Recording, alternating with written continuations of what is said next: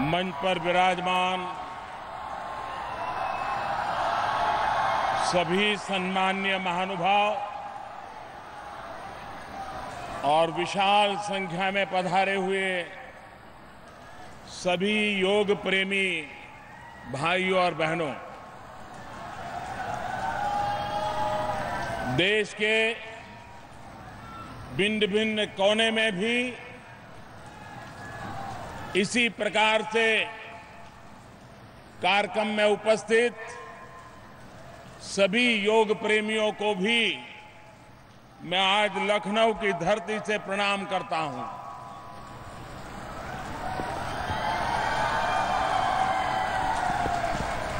योग की एक विशेषता है मन को स्थिर रखने की, किसी भी प्रकार के उतार चढ़ाव के बीच भी स्वस्थ मन के साथ जीने की कला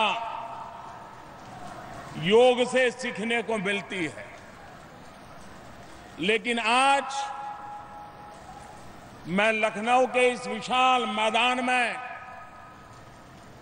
हजारों लोगों को देख रहा हूं और ये लोग ये भी एक संदेश दे रहे हैं कि जीवन में योग का तो महत्व है ही है, लेकिन अगर बारिश आ जाए तो योग मेट का भी कैसे उपयोग हो सकता है, योग दरी का उपयोग कैसे हो सकता है, ये भी लखनऊ वालों ने दिखा दिया। लगातार बारिश के बीच भी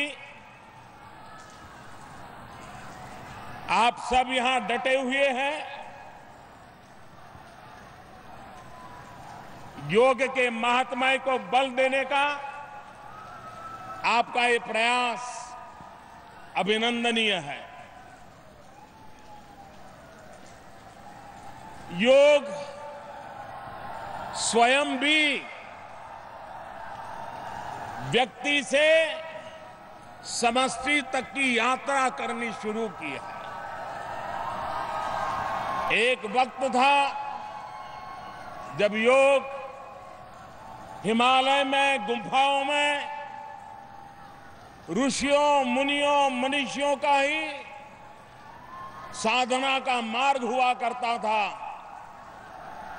युग बदलते गए, सदियां बीतती गई, आज योग घर घर का, जन जन का, उसके जीवन का हिस्सा बन रहा है।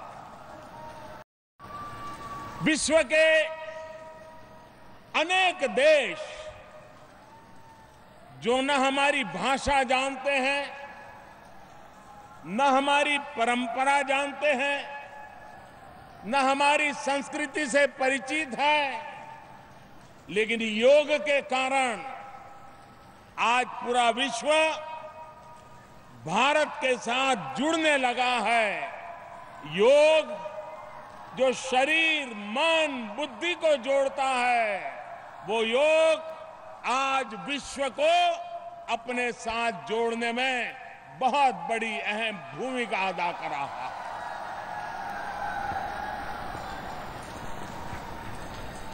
यूनाइटेड नेशंस ने सर्वाधिक वोटों से कम समय में जब योग को अंतर्राष्ट्रीय दिवस के रूप में स्वीकृति दी, तब से लेकर के आज दुनिया का शायद ही कोई देश होगा जहां पर योग के संबंध में कोई कार्यक्रम न होता हो, योग के प्रति आकर्षण न बढ़ा हो, जागरूकता न बढ़ी हो।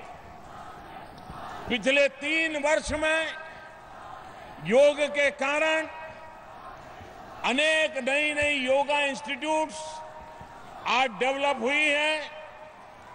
पिछले 3 वर्ष में बहुत बड़ी मात्रा में योगा के टीचरों की मांग बढ़ी है।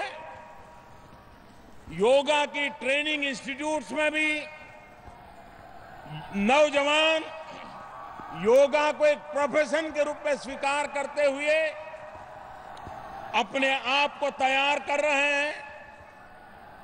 दुनिया के सब देशों में योगा के टीचर की मांग हो रही है। विश्व में एक नया जॉब मार्केट योगा के द्वारा तैयार हो रहा है और भारत के लोगों की प्राथमिकता सारी दुनिया में सबसे पहले रहती है। एक जमाना था हर कोई अपने अपने तरीके से योग करते थे।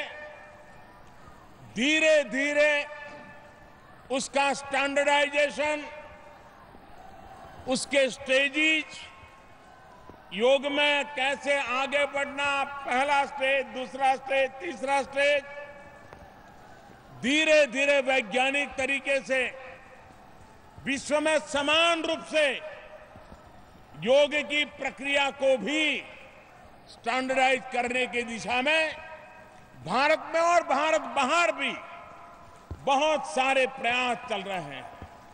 पिछले वर्ष यूनेस्को ने भारत के योग को मानव संस्कृति की एक अमर विरासत के रूप में मान्यता दी है। विश्व के संगठन स्कूलों में, कॉलेजेस में बालकों को योग की ट्रेनिंग मिले, बालक योग से जुड़े और धीरे धीरे वो जीवन का हिस्सा बन जाए, उस दिशा में जागरूकता बढ़ती चली गई है। आज भारत में भी कई राज्य ऐसे हैं जिन्होंने योग को शिक्षा का एक उपक्रम बनाया है ताकि हमारी भावी पीढ़ियां हमारी सदियों पुराने इस विज्ञान से परिचित हो, उसके अभ्यसु बने और वे उनके जीवन का हिस्सा बने। हेल्थ के लिए कई प्रकार के प्रकल्प होते हैं, लेकिन फिटनेस से भी ज्यादा, हेल्दी होने से भी ज्यादा वेलनेस का महत्व होता है और इसलिए वेलनेस को जीवन में सहज प्राप्त करने के लिए योग एक बहुत बड़ा माध्यम है। आज योग के सामने कहीं पर भी दुनिया में सवाल या निशान नहीं है। समयानुकूल परिवर्तन होते रहे हैं। विश्व के भिन्न भिन्न समाज उसमें कुछ न कुछ जोड़ते रहे हैं। स्थल, काल, परिस्थिति के अनुकूल, आयु के अनुकूल योग में उत्तरोत्तर विकास होता रहा है, उसका विस्तार भी होता रहा है और इसलिए इस महत्वपूर्ण अवसर पर मैं देश और दुनिया के लोगों को योग को जीवन का हिस्सा बनाने के लिए आग्रह करता हूं। हमें योग के मास्टर बने या न बने, हम योग में अचीवर बने या न बने, लेकिन हम योग के अभ्यासु बन सकते हैं। और जिस समय पहली बार योग करते हैं तो पता चलता है कि हमारे शरीर के कितने महत्वपूर्ण अंग है जिसकी तरफ हमारा कभी ध्यान नहीं गया, कितने बेकार होते गए हैं। और जब योग शुरू करते हैं तो शरीर के अनेक अंग